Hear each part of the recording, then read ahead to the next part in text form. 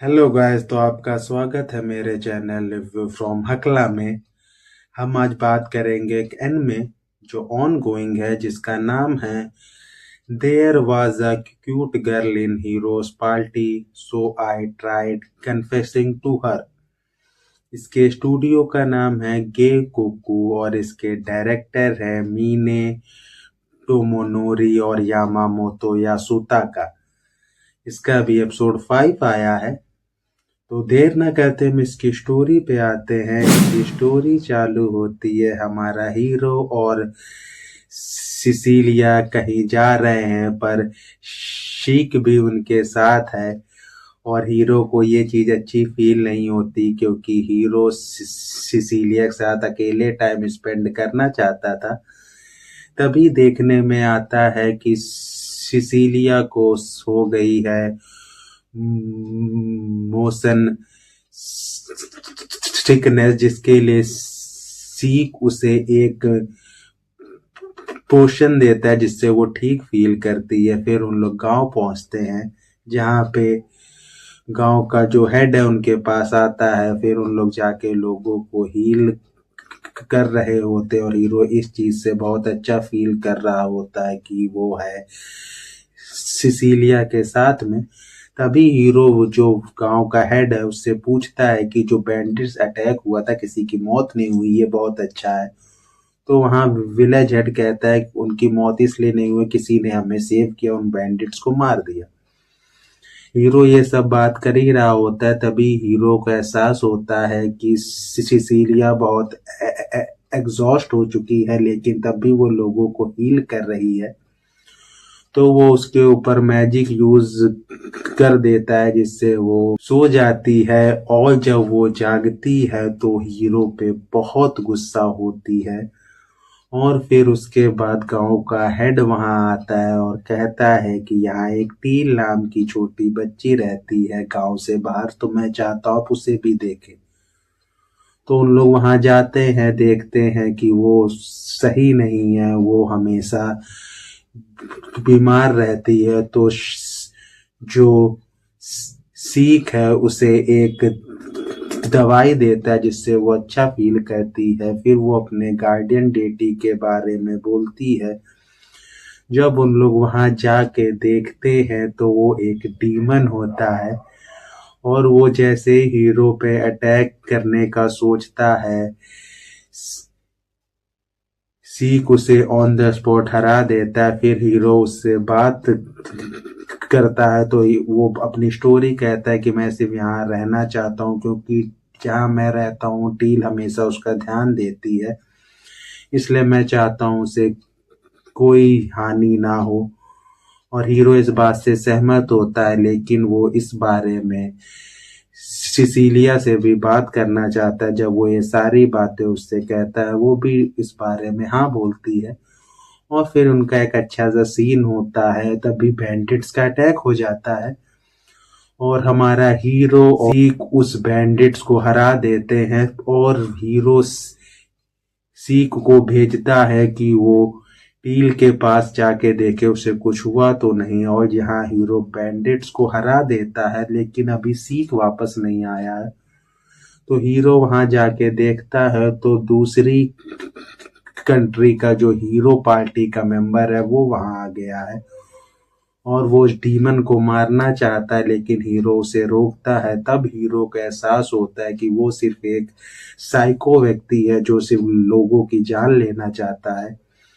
Hero उसके ऊपर अपना मैजिक यूज करता है, लेकिन वो देखता है कि उसके पास एक ऐसी वेपन है जो सारा मैजिक एब्जॉर्ब कर ले रही है। और hero back to back magic use करके उस स्वॉर्ड को तोड़ देता है और उस हीरो को मारता है।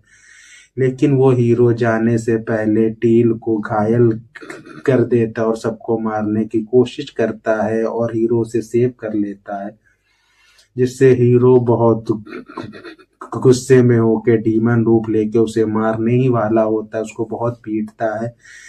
लेकिन फिर उसे सिसिलिया का चेहरा याद आ जाता है, तो वो उसे छोड़ देता है। वो वापस पहुंचता है और सिसिलिया उसे हील कर देती है, लेकिन क्योंकि जो डीमन है वो अभी हील नहीं हुआ है, तो टील चाहती है उसे भी वो हील करे और दूसरे शहर जाना चाहती है।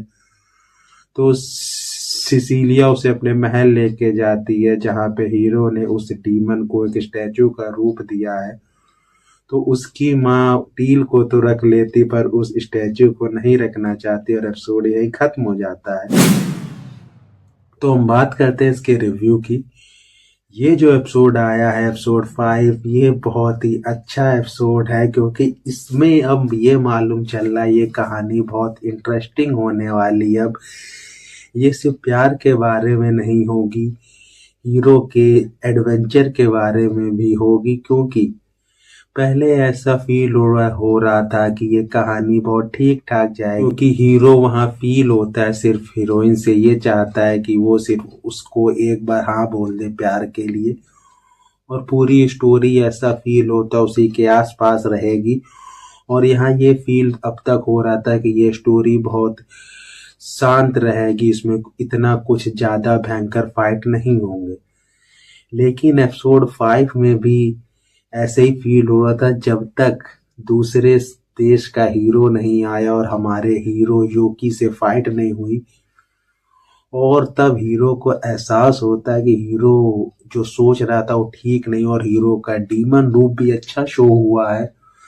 और जब वो डीमन रूप लेता है वो एक तरह से हर चीज भूल जाता है, उसके ऊपर उसकी डिमोनिक ट्रेट्स हावी हो जाती हैं और वो लोगों की जान लेने के लिए रेडी है। तो ये चीज मैं कहूँगा बहुत अच्छी शो हुई है।